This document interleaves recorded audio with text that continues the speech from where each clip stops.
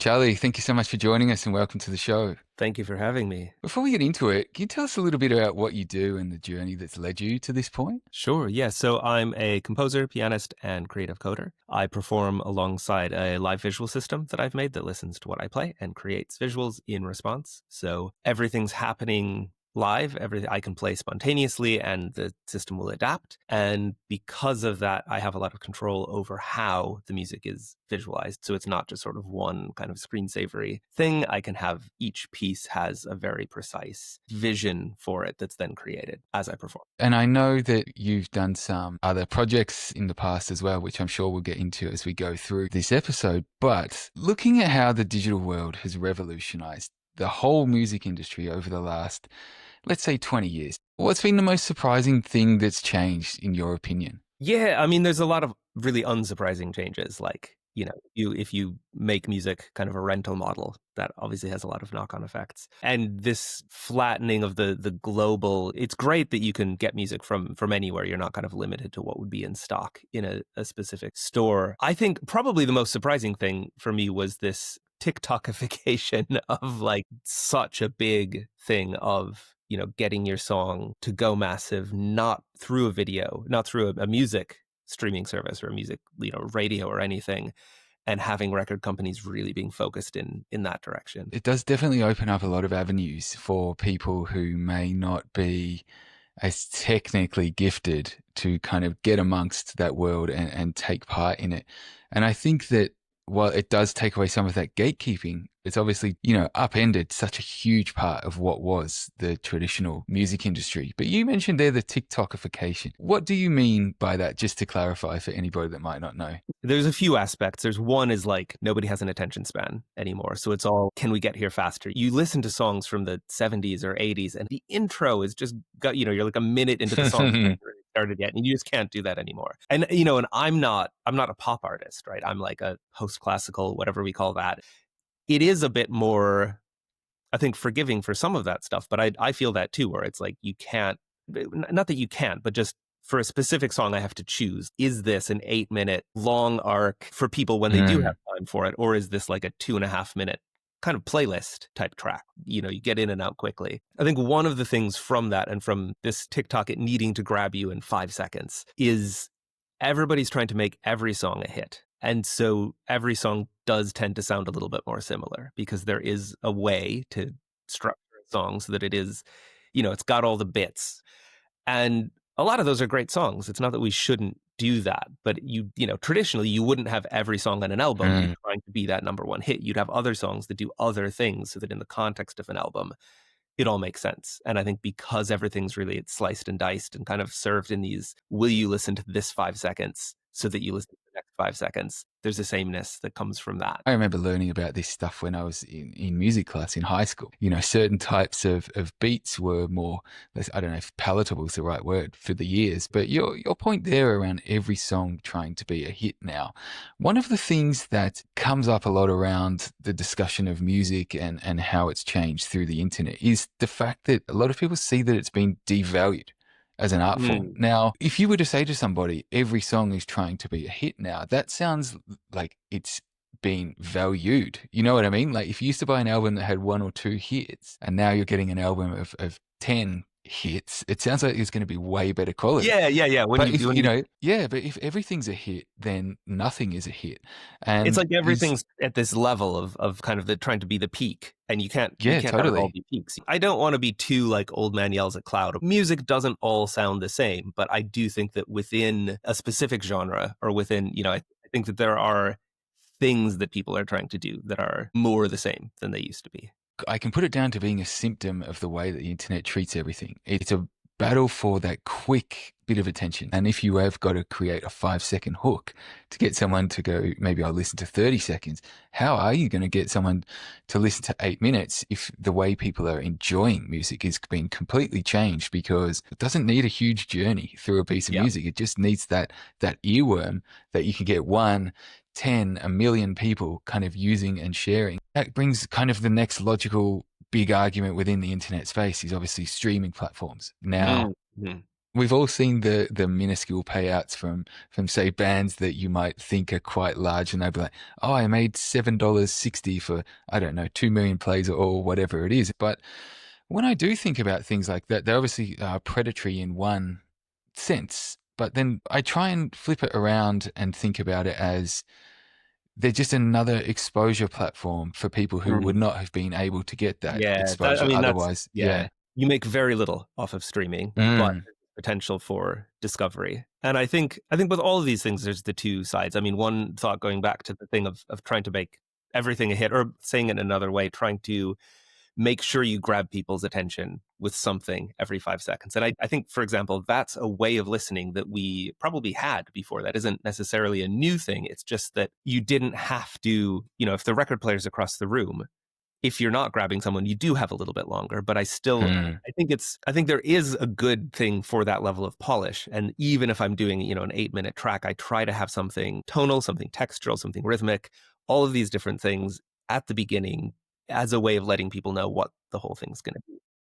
And I think, yeah, there's a Yeah. similar thing with streaming of, yeah, you can get listened to. I mean, I've had things where they'll get on a playlist and they get hundreds of thousands of streams, and you don't really make any money off of that. You are in front of people. I do think there's a thing of that doesn't necessarily translate to fans. It can. Mm. People will find, if enough people are streaming it, some of those people will then find you and listen to other things and maybe come see you. But there's one artist I know who does massive numbers on streaming, and I've been to his shows where there's, 12 people, and it is completely not translating to live.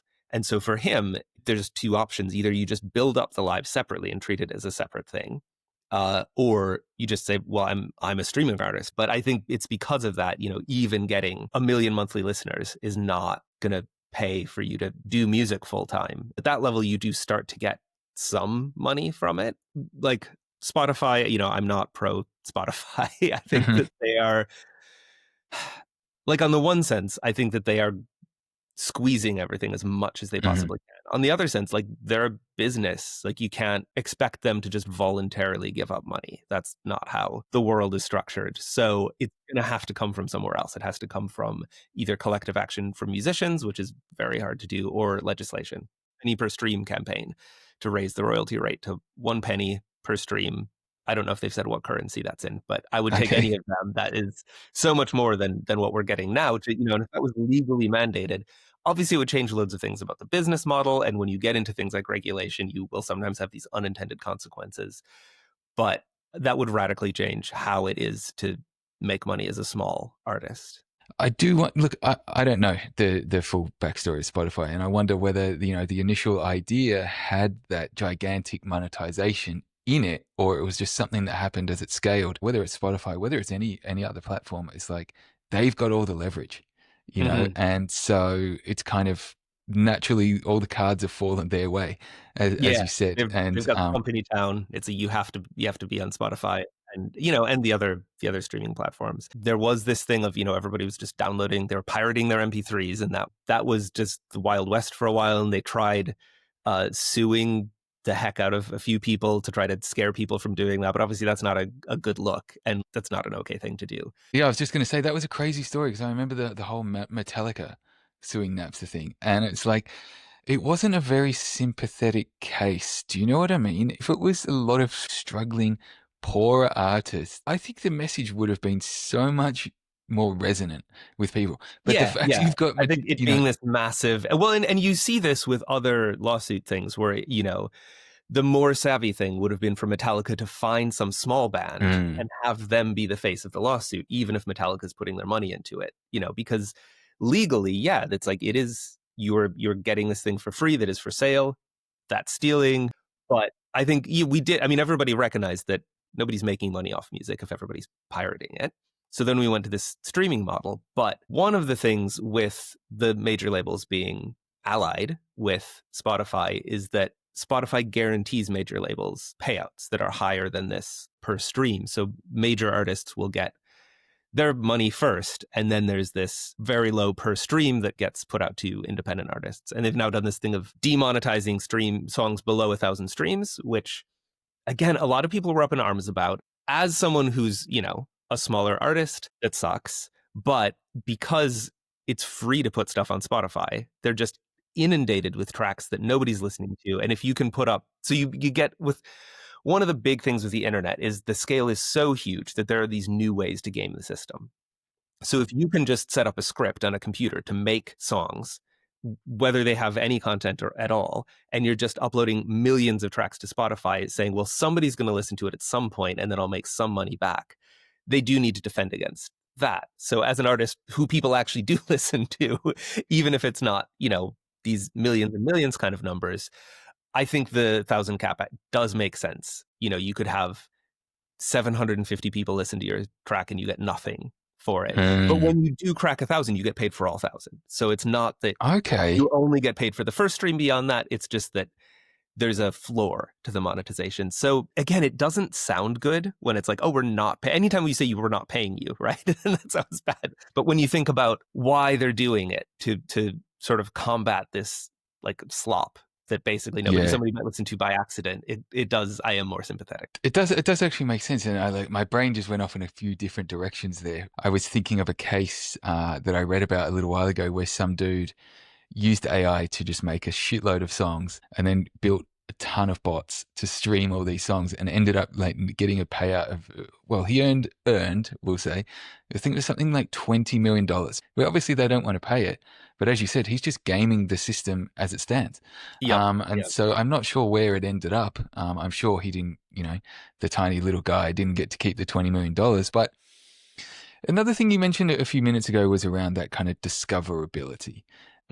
I can think back to when I was younger and discovering music before the internet was as much as like you pull out the album art, the liner notes, and you read what bands are being thanked in here. Who are they saying, check out these if you find a magazine article or something. And then that's how you would find new stuff. So it was a very slow, very labor intensive process. So if you were a tiny band, it's completely hype driven how you're getting discovered. But now, as you said, you can just be served up hundreds of different things on any given day and be able to kind of just try everything out very quickly, very fast, see if it's for you, if it's not, and then find more and more. So there's obviously so many benefits to having that quick exposure. But as you said, it's very easy to get buried in amongst the amount of it. Yeah. Well, yeah, we have this idea of you can listen to anything, but most of the time, and I have this with discovering new music because there's got to be loads of amazing music out there that I haven't heard, and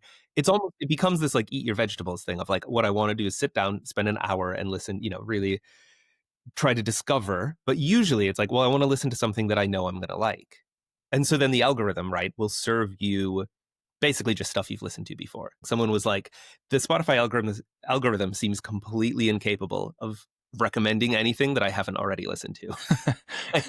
Yeah, it's interesting. And they've really fallen into this because their goal, it's not for you to discover new music. Their goal is for you to keep listening, right? And their real goal is for you to keep spending the money every month. They actually don't care if you listen or not. They just want you to be a subscriber.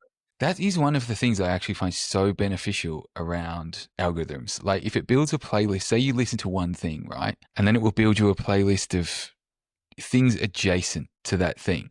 And so if you're in the mood for a certain type of music, you can essentially discover so much new stuff in exactly what you're trying to listen to. And that's been an absolute godsend to me. But while we are talking discoverability, something you've done in the past was you've worked on Shazam.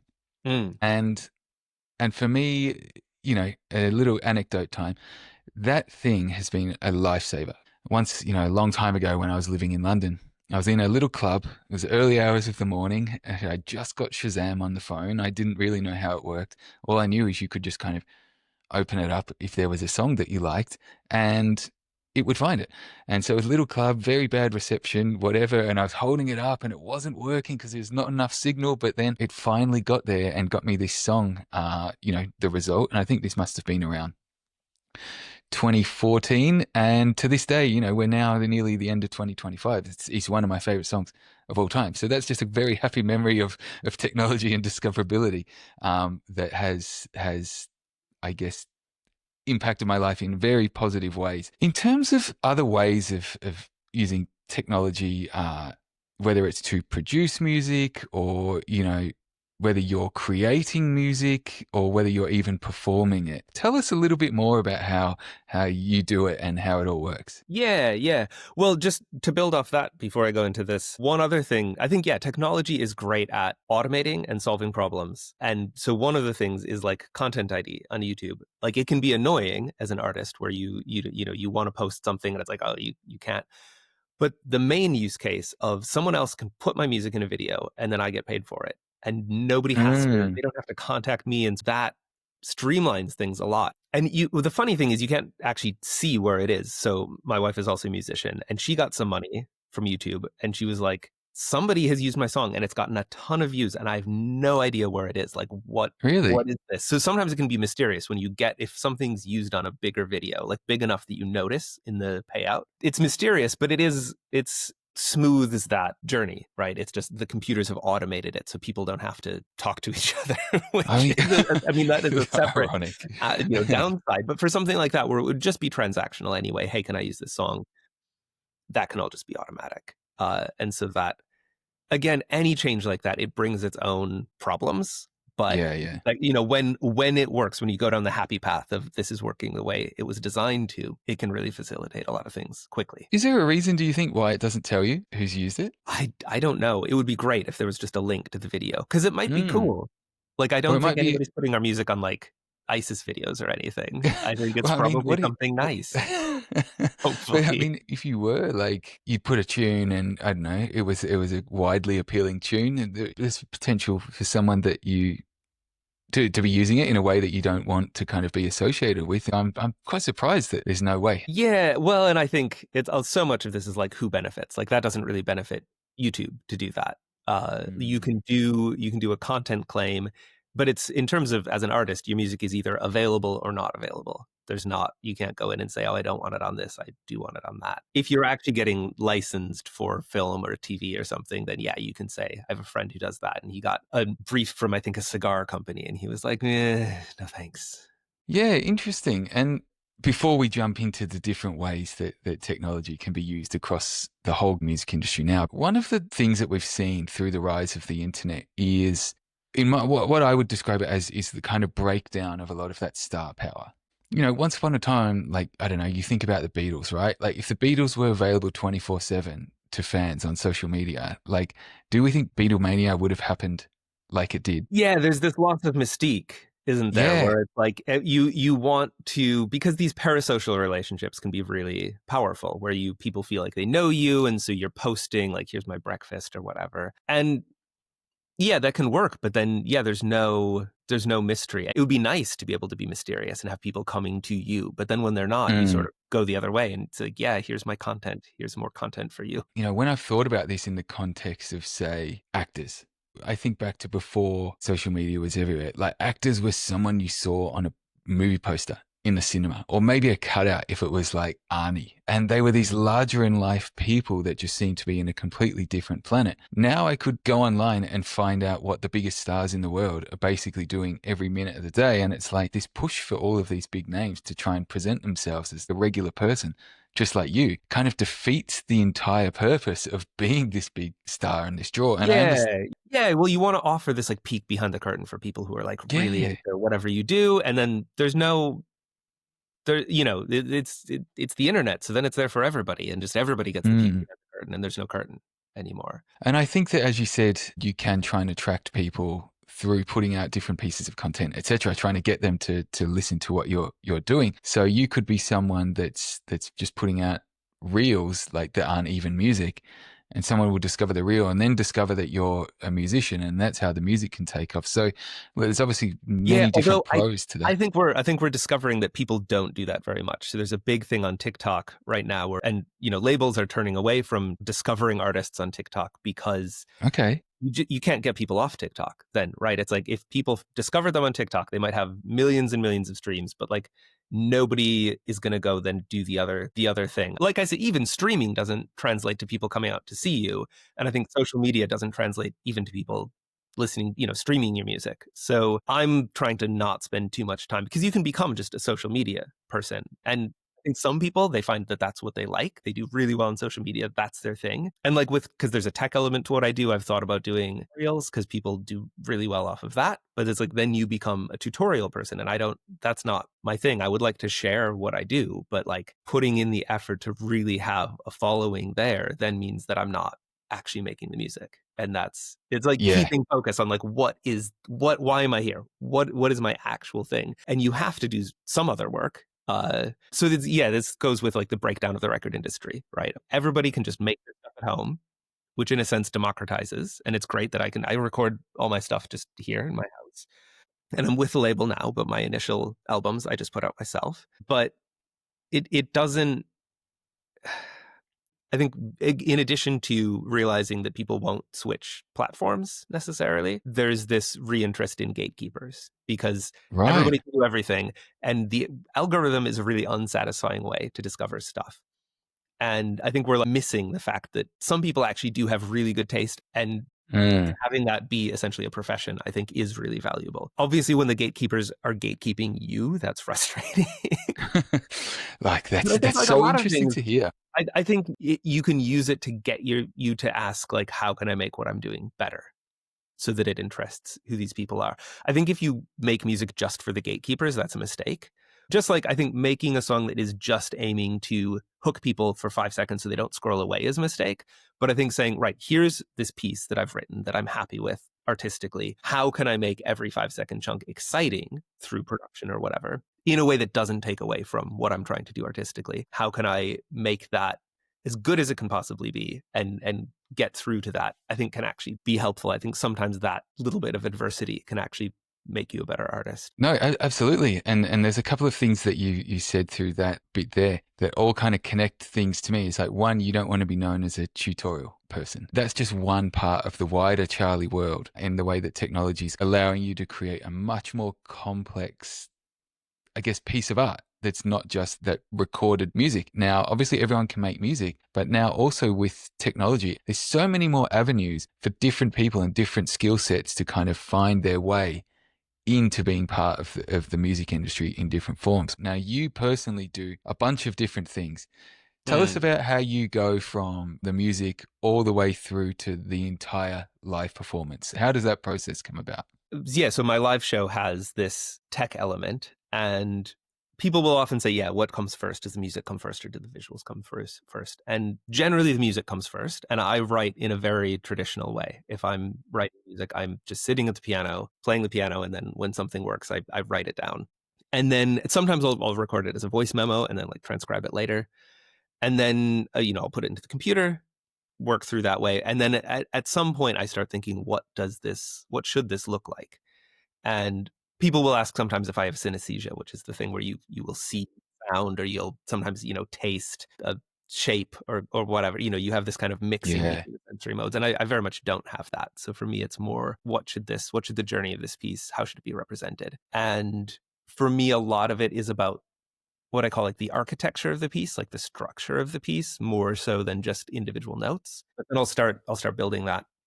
Sometimes you write a piece really quickly and it's done in an hour and it's amazing. And sometimes you write a piece and it's done in an hour and you're like, that one can just stay in the file. And similarly, there's pieces that I've spent ages on and then they Mm. finally get there and they're great. And then sometimes you spend ages and you get to the end and you're like, And the same with visuals. I'll have Mm. one of my most successful pieces of visuals, I think, is for this track, Emma, where there's just, you see this massive building and there's lights coming on from the different notes. And it took very little time to do because it's the concept that's carrying the weight there rather than I'm not doing something fancy algorithmically. And then there's other ones. There's a piece I play called Conversant that has this motion graphics kind of retro thing. And that just took so long to get right. And I'm really happy with it, but it was just ages and ages of tweaking. And then, yeah, so there's essentially an algorithm for each piece. And then I just have a computer with me that listens to what I'm playing and sends that to a projector.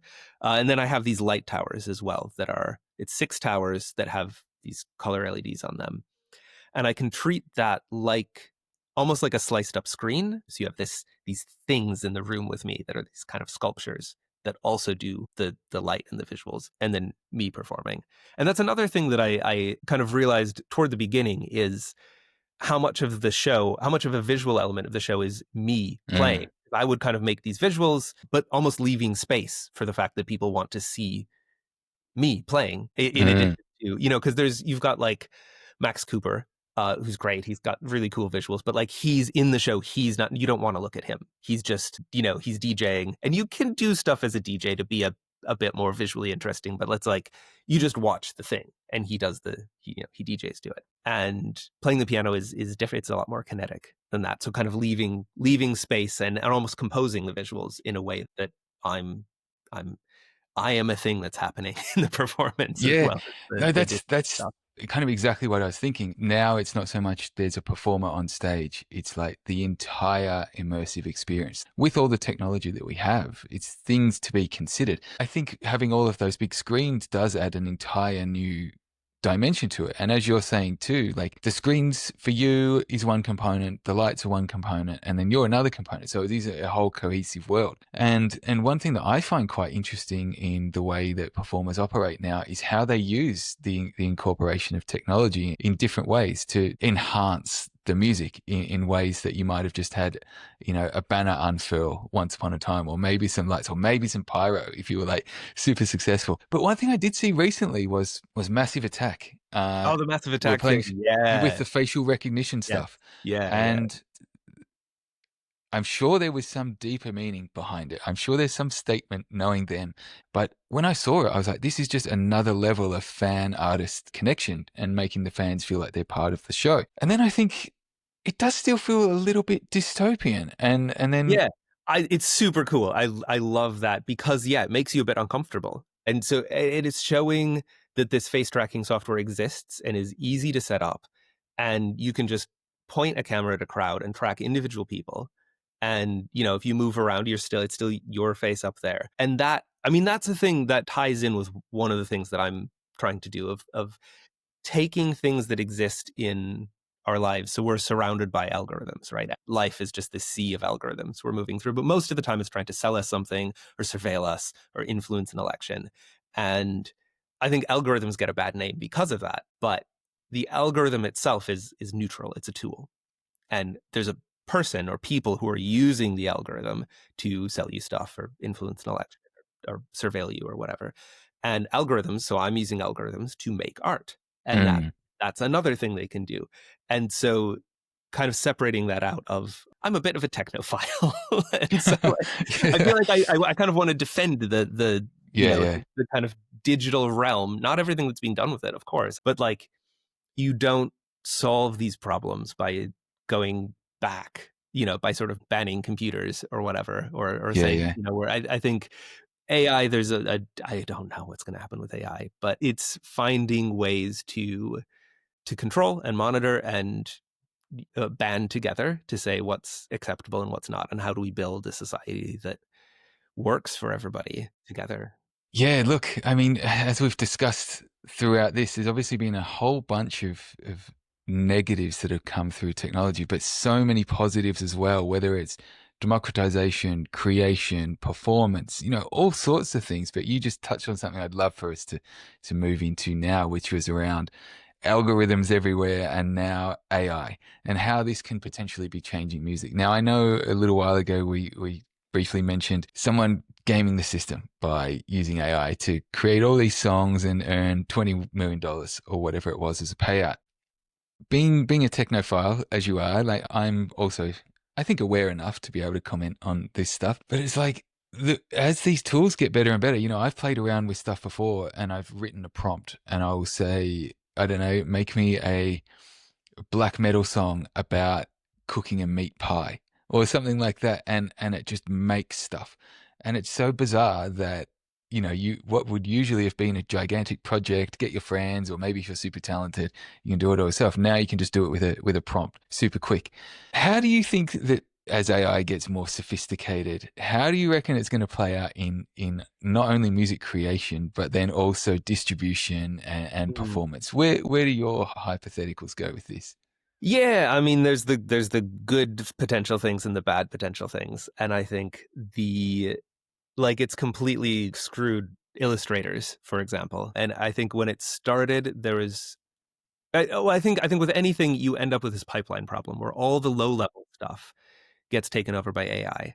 And so anybody who is doing illustrations on Fiverr or like a Mm, junior trying to get started in the industry, there's no work for them. If you're a big name illustrator and people are going to you because they want the thing you do, they'll they'll still go to yeah, you. for I mean, sure. maybe that changes in the future, but there's now this who are going to be the next up and coming illustrators if nobody's able to start as a junior. And there's a similar thing happening in coding, so I still do some coding work, and you can go twice as fast with AI helping you code.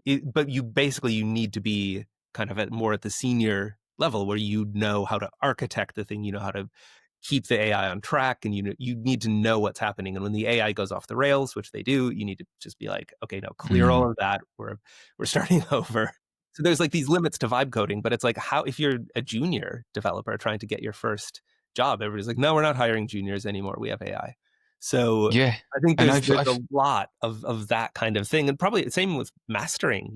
AI mastering is not going to replace any mastering engineer that you would know by name and go to because you like their style. But if you're like, oh, I don't have budget for this, I might just hire this guy locally and pay him £50. If somebody's just going to put it through the AI mastering plugin because it's going to sound yeah, fine. no, totally. And I So like, think what? Yeah, what's going to happen in 20 years when the current names have all retired and but nobody's had a chance to do this stuff? it's it's very funny that this exact discussion we've just kind of touched on it in the creative kind of industries. Like my background is in creative industry as well. But what I am seeing a lot more of is there is a lot of pushback now.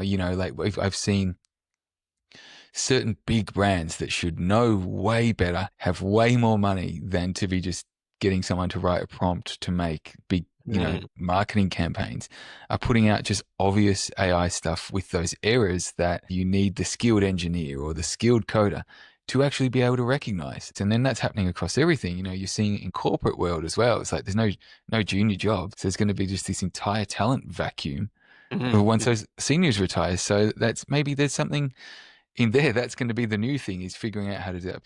But back to music.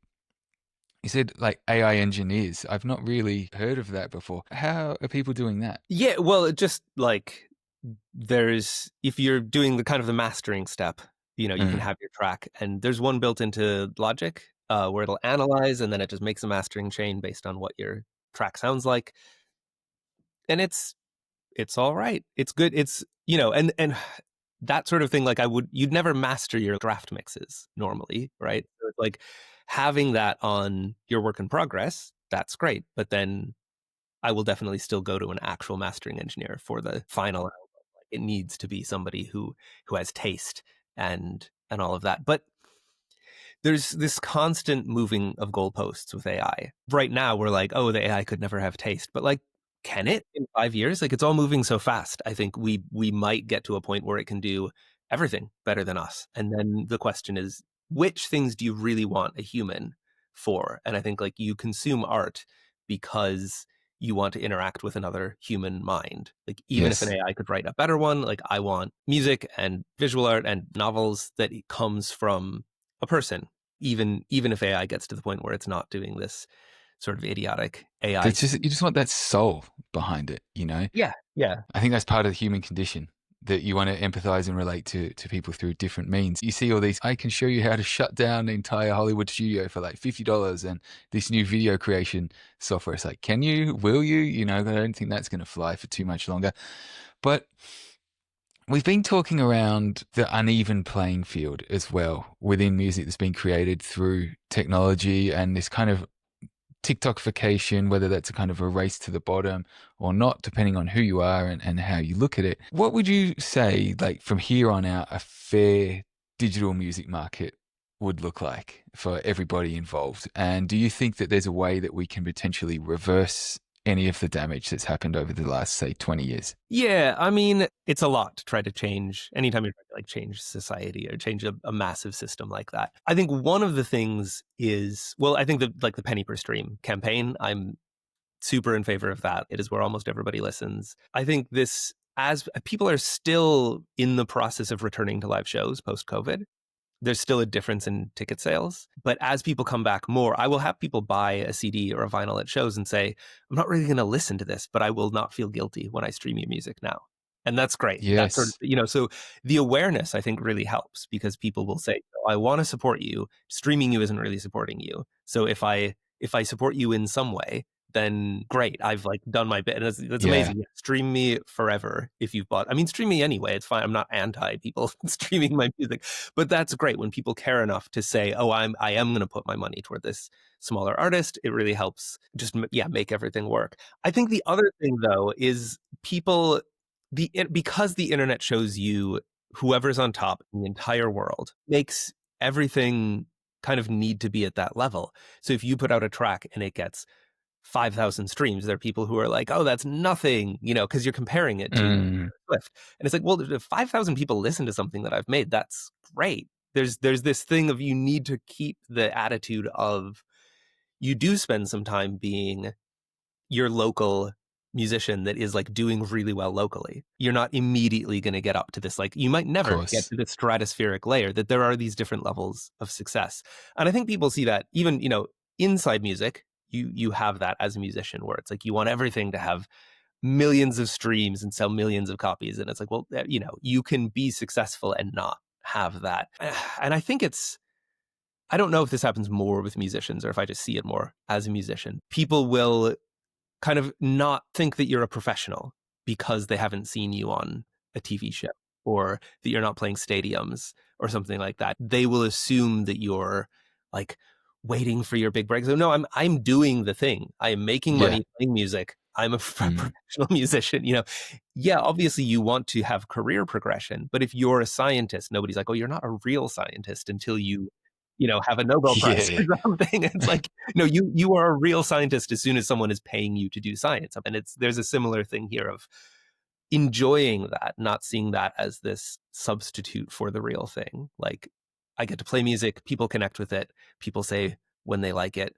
Uh, that's amazing. That's what, Yeah. I think you need to be able to enjoy all the steps and not kind of only see this like global fame level as being the real thing, because you always see the algorithm is always going to show you those people. And it's like people get this body image issue with TikTok. You're seeing Mm. this like 100th of a% hotness people all the Yeah, time yeah, on there. yeah. There's a really U-shaped curve with TikTok. You can be really funny looking on TikTok or extremely attractive, but if you're just kind of a normal looking person, there's not as many of those.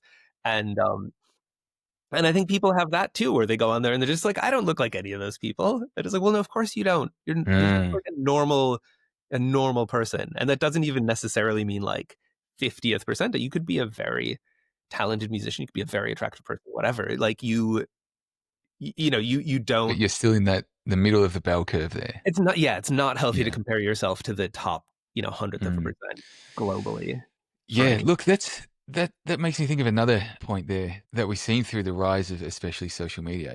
It's like fame is the goal, Mm. not creating, not doing something, not testing yourself in all these different things. You hear so many like younger people that are now like, I want to be an influencer. I want to be famous. I don't care how. Like that doesn't matter. Like the end goal of the fame is what you're actually trying to do. And Yeah, well, and I mean, we're social creatures. We like status, and you can convert that into other things, right? If you're super famous and you decide, oh, I'd like to write a book or be in a movie or launch a perfume line, like all of that becomes easy if everybody knows who you are. So it makes sense that people would want that, but you need to decide what is the thing you do, and if what the thing that you do is be famous, then cool, focus on that. But I'm a big Rick Rubin fan, and I think a lot of what he says is very centering and grounding about like you really have to make honest art. If you aim for fame, you might get that, but it's going to be flash in the pan. Like if you really focus everything that you're creating on just catching a bunch of eyeballs or ears or streams or whatever, you might get that. But if it's not a really honest reflection of you, one, if you get that, it'll feel fake and hollow because it's not you. You've put on this like mask. But also people do respond to honesty in whatever they're yeah, encountering. I mean, Rick Rubin's such a great example. Like he doesn't claim to know what he's doing across all of this stuff. But he's just got this innate ability to identify what is going to be great within his kind of perception and realm. And then that makes me think back to what we were saying a couple of minutes ago. It's like if you're a great engineer, like you've just got the ear. You know, if you're a great performer, you've just got the ability to do that. But you were talking there around people kind of doing things in their own way. What would you say then is one piece of advice you'd offer anyone interested in getting into, say, music or technology, or even combining both, whether it's a hobby or whether it's something that they want to do as a career? Now, you've obviously built a lot of different things interconnecting with each other, so you've seen the entire gamut. Like, what advice would you give to steer somebody down a positive path? Yeah, one of the things that someone said to me early on that I really think about all the time is that you can't create anything without a community. Like, even if it's Mm, just a solo project, like you need to be in dialogue with other people.